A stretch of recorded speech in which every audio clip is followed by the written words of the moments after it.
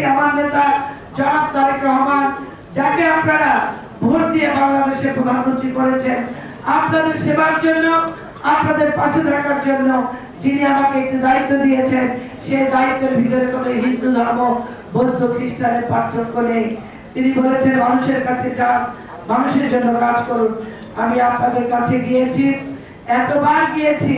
আমি মুসলমানের মেয়ে, এই মুসলমান ধর্মের মেয়ে।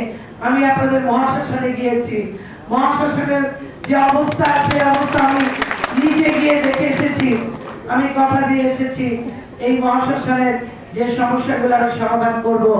তাৎক্ষণিকভাবে আমরা পরিষ্কার পরিচ্ছন্নতার জন্য সেখানে কর্মচারী নিয়োগ করেছি এবং আপনাদের পছন্দের, আপনাদের সম্প্রদায় থেকে দায়িত্ব দেওয়া হয়েছে সেই জায়গায়। ডোম সম্প্রদায়, আমি দেখেছি তাদের মানবত জীবন, ওইভাবে কোনো মানুষ বাঁচতে পারে না।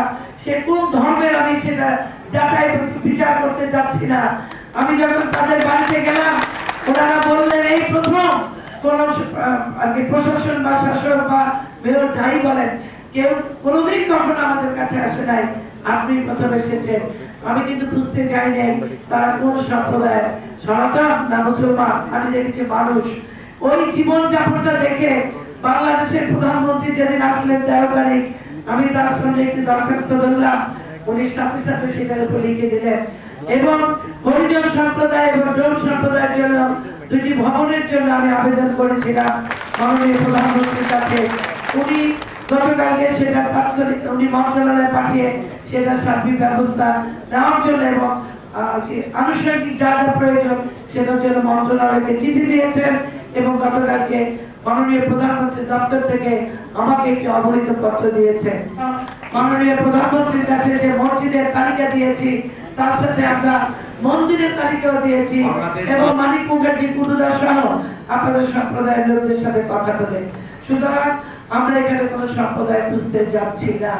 আমাদের দাদা সন্তোষ শর্মা উনি কিছু কথা বলেছেন যে 5ই আগস্টের সংখ্যার কথা বলেছেন, মিথ্যা নয়।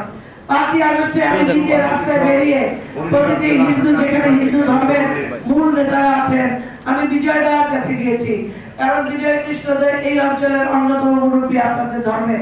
আমি তার কাছে গিয়েছি, পূজা উদযাপন পরিষদের সেই নেতাদের কাছে গিয়েছি, মন্দিরের পুরোহিতদের কাছে গিয়েছি, হিন্দু ব্যবসায়ীদের কাছে গিয়েছি এবং চকবাজারে একটি হিন্দু সম্প্রদায়ের দোকান যখন সমস্ত কিছু বের করে দেওয়া হচ্ছিল এবং আমাকে বলেছে যে সে বিএনপি করে, আমি বলছি এই ধরনের কোন দখলদার বিএনপির লোক হতে পারে না।